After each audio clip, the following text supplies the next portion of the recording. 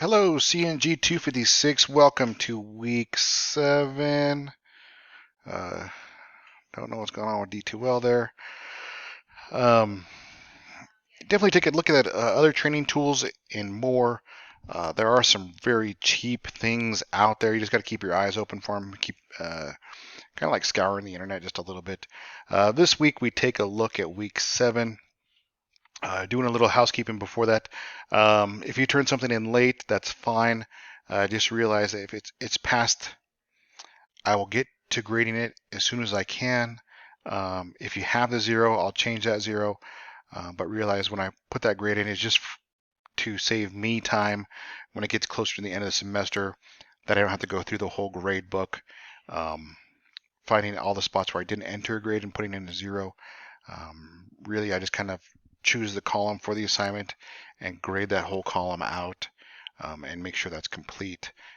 If you do get an assignment in late, I will go back and grade it. It just won't be like immediately. Usually I try to wrap it into the next week's grading, and get those taken care of.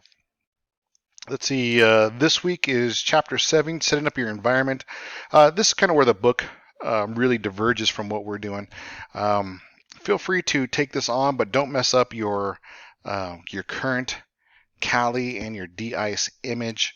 Um, the book does have some really cool things and features about it where you get some scripts to use, and I think using the PDF viewer, you should be able to copy the scripts fairly easily, um, and get them into your VM. I think it should be fairly easy, anyways. Let's see. This week is week 8. We do lab 8, which I forget what lab 8 is.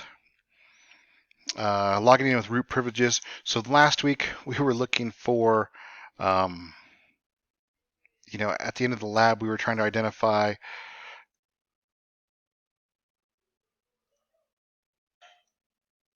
I'm trying to think what we're trying to identify. Oh, users and groups. So it wasn't real clear, and I'm glad there's a good amount of questions on this. How do you identify a user and group? And sorry, I don't have my camera set up. Like a third of the family boxes are still packed, and some of my computer stuff is still packed away. So hopefully get my computer stuff unpacked this week. But yeah, so last week you should have been, let's see, lap 7.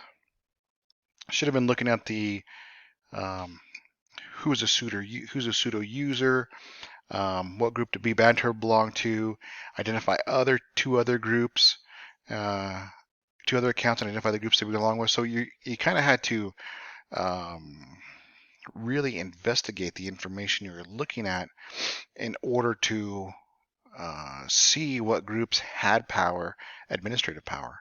And then that rolls into this week where we're looking at, how are we going to use those administrative powers to get in there and manipulate our environment. Um, with that, should be a fairly easy week this week. Setting up your environment.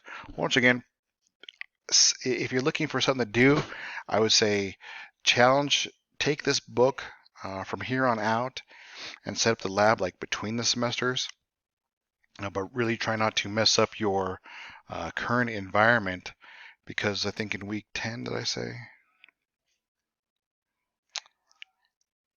A little bit further on, we're going to be making um, our testing lab environment. Or maybe that's it. Very early on that we did that. But anyways, I'll get it figured out and squared away. We have to set up a new environment for your tests. It'll be just as easy because it'll be 2 machines faced at each other and then just running scans against that machine. If you have any questions, make sure to reach out in Hangouts. Great job so far. If you have any questions, I'll be there.